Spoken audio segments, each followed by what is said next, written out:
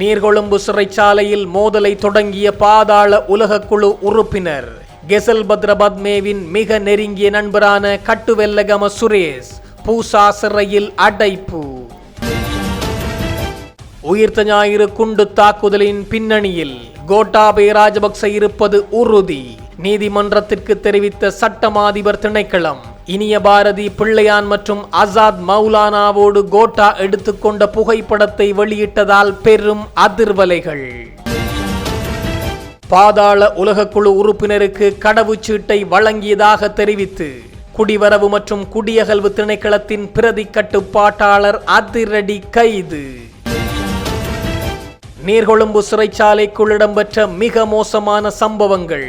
போதைப் பொருள் தொடர்பில் தகவலை தெரிவித்த கைதியே முதலாக இலக்கு வைத்து தாக்கப்பட்டுள்ளார். சிறை அதிகாரிகளுக்கு நடந்த மிக மோசமான விளைவுகளை வெளிப்படுத்திய கர்சன நாணயக்கார.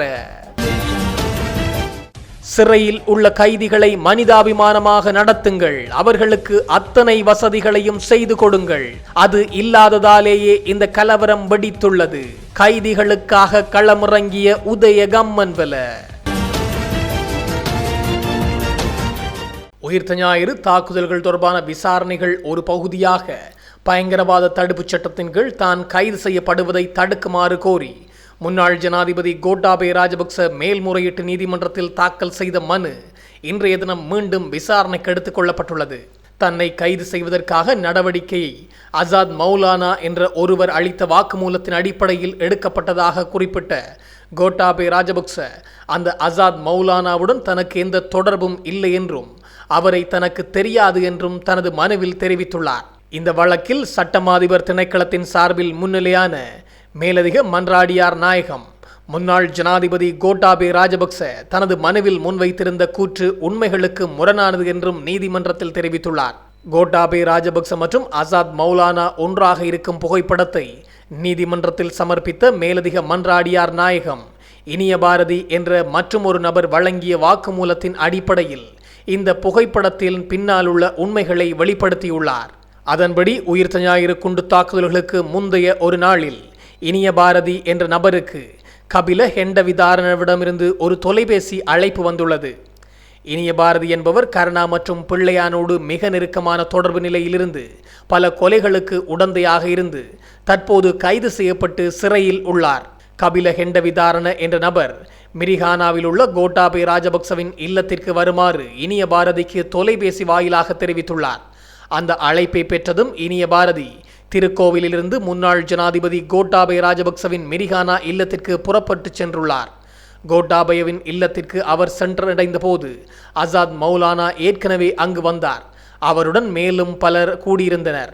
அவர்களிடம் பிள்ளையானின் செயலாளராக பணியாற்றிய பிரசாந்தன், பிள்ளையானின் சகோதரர் மற்றும் பிள்ளையானின் பொருளாளராக செயல்பட்ட ஜெயராஜ் ஆகியோரும் அடங்குவர். அதன்படி கோட்டாபய ராஜபக்ச தனது மனுவில் அசாத் மௌலானா என்ற நபரை தனக்கு தெரியாது என்று கூறியுள்ள கூற்றை ஏற்க முடியாது என சட்டமாதிபர் திணைக்களம் சார்பில் முன்னிலையாகியிருந்த மேலதிக மன்றாடியார் நாயகம் நீதிமன்றத்திடம் தெரிவித்துள்ளார். நீர்கொழும்பு சிறைச்சாலையில் மோதலை தொடங்கியதாக தெரிவிக்கப்படும் கட்டுவெல்ல சுரேஷ் பூசா சிறையில் அடைக்கப்பட்டுள்ளார்.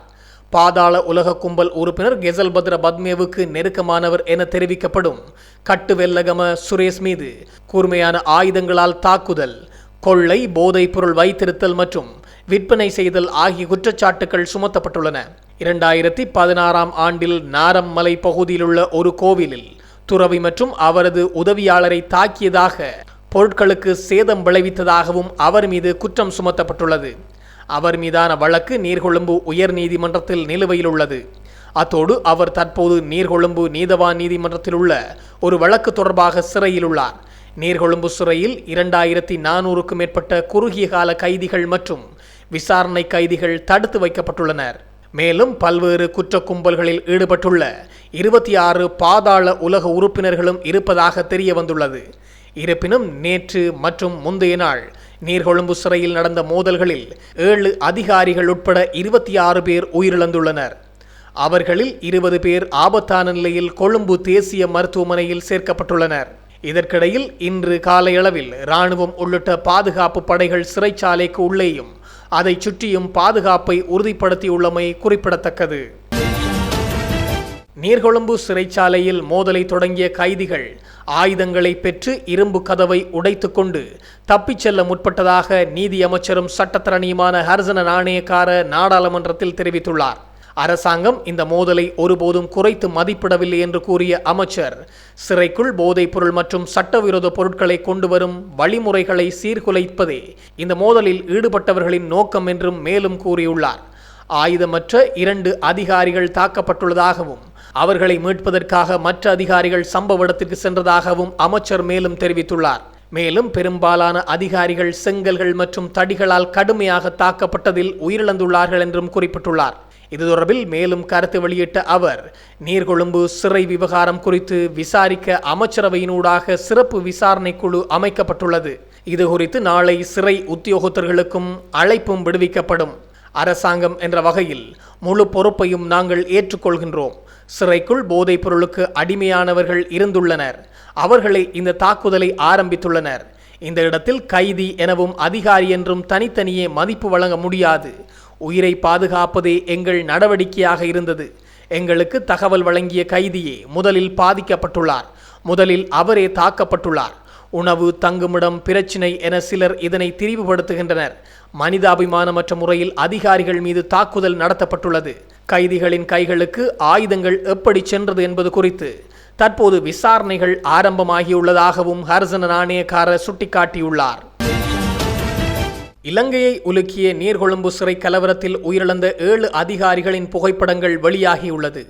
நீர்கொழும்பு சிறைச்சாலையில் போதைப் பொருள் கடத்தலுடன் தொடர்புடைய குழுவிற்கும் அதற்கு எதிர்ப்பு தெரிவிக்கும் குழுவுக்கும் இடையில் ஏற்பட்ட மோதலில் 27 பேர் உயிரிழந்துள்ளனர். நேற்று முன்தினம் மற்றும் நேற்றைய தினம் இடம்பெற்ற மோதலில் 100க்கும் மேற்பட்டோர் காயமடைந்து மருத்துவமனையில் சிகிச்சை பெற்று வருகின்றனர். இந்த நிலையில் நீர்கொழும்பு சிறைச்சாலையில் ஏற்பட்ட மோதல் சம்பவத்தில் காயமடைந்து வைத்தியசாலையில் சிகிச்சை பெற்று வரும் சிறைச்சாலை அதிகாரிகளை நீதியமைச்சர் நேரில் சென்று பார்வையிட்டுள்ளார். அதேவேளை நீர்கொழும்பு சிறைச்சாலையில் இடம்பெற்ற சம்பவம் தொடர்பில் விசேட விசாரணை ஒன்றை நடத்துவதற்கு இலங்கை மனித உரிமைகள் ஆணைக்குழு தீர்மானித்துள்ளது. நீர்கொழும்பு சிறைச்சாலையில் வெடித்த வன்முறை இலங்கை சிறைச்சாலை வரலாற்றையே உலுக்கிய 2012ஆம் ஆண்டு வெலிகடை சிறைச்சாலை வன்முறை சம்பவத்திற்கு பின்னர் 14 ஆண்டுகள் கழித்து மிக மோசமான கலவரம் என சுட்டிக்காட்டப்பட்டுள்ளது. கைதிகளும் மனிதர்கள் என்ற சிறைச்சாலைக்கு வெளியில் மதில் சுவரில் பேரளவில் எழுதப்பட்டுள்ளது. ஆனால் சிறைச்சாலைக்குள் கைதிகள் மனிதர்களாக நடத்தப்படுவதில்லை. சிறைச்சாலைக்குள் மலசல கூடத்திற்கு செல்வதற்கு கூட போட்டி நிலவுகிறது என பிவித்துருகல உரிமைய கட்சியின் தலைவர் உதய கம்மன்வல தெரிவித்துள்ளார். நீர்கொழும்பு சிறைச்சாலை சம்பவம் பாதுகாப்பு தரப்பின் பலவீனமான நிர்வாகத்தையே வெளிப்படுத்தியுள்ளது. குறுகிய நேரத்தில் 20க்கும் மேற்பட்டவர்கள் உயிரிழந்துள்ளனர். பலர் காயமடைந்துள்ளனர்.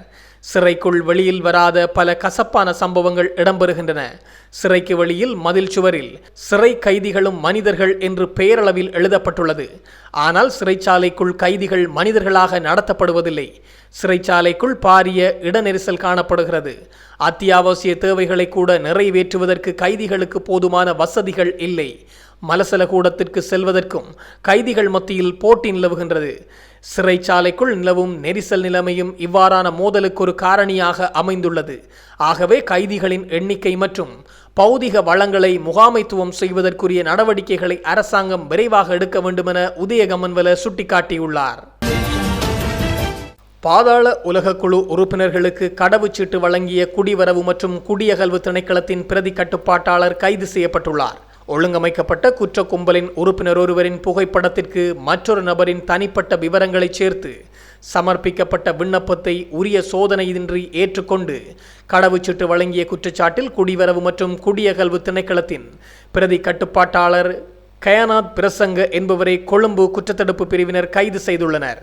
இந்தியாவின் சென்னையிலிருந்து இலங்கைக்கு நாடு கடத்தப்பட்ட ஹெஹெல்வத்தே தினுக என அழைக்கப்படும் ஹேவா பேதிக தினுக சதுரங்க எனும் ஒழுங்கமைக்கப்பட்ட குற்ற கும்பல் உறுப்பினரின் புகைப்படத்திற்கு வேறொரு நபரின் விவரங்களை இணைக்கப்பட்டு சமர்ப்பிக்கப்பட்ட விண்ணப்பத்தை எவ்வித உரிய பரிசோதனையுமின்றி ஏற்றுக்கொண்டு கடவுச்சீட்டு வழங்கியதன் மூலம் குடிவரவு மற்றும் குடியகல்வு சட்டத்தின் 45 2 மற்றும் 1வது பிரிவின் கீழ் உதவி மற்றும் உடந்தையாக இருந்து குற்றச்சாட்டில் அவர் கைது செய்யப்பட்டுள்ளதாகவும் போலீசார் தெரிவித்துள்ளனர்.